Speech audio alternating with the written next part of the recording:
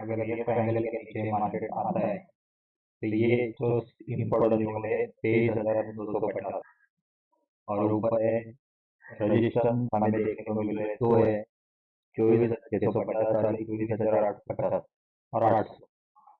ये तीन रजिस्टर हमें ऊपर दिखाई दे रहे हैं और नीचे हमें सपोर्ट तो बहुत सारा है। 23,250, 23,200, 300, 23,400, 500, 600 ये आप पकड़ सकते हो। ये लेवल पूरा सपोर्ट है ये। अभी हमें ये देखना है कि मंडी के दिन मार्केट क्या करने वाला है। तो मार्केट के दिन तो आपको सबको ही पता है कि इलेक्शन रिजल्ट लग चुके हैं, बीजेपी का सीट आ चुके हैं, बीजेपी विक्ट्री कर चुकी है। अभी हमें क्या है, हमें तो देखना है कि मार्केट तुरंत यहाँ से 500-600 पॉइंट तो अपन अपन ही होगी। निफ्टी फिफ्टी की बात कर रहे हैं हम लोग। आज तो 600 पॉइंट से ऊपर आ चुका है।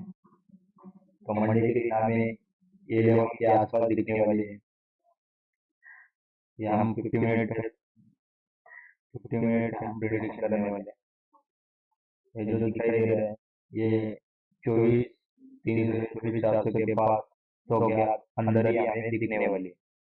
क्योंकि यहाँ से हम देखेंगे तो 600 पॉइंट हमारे लेवल के आसपास आ रही है।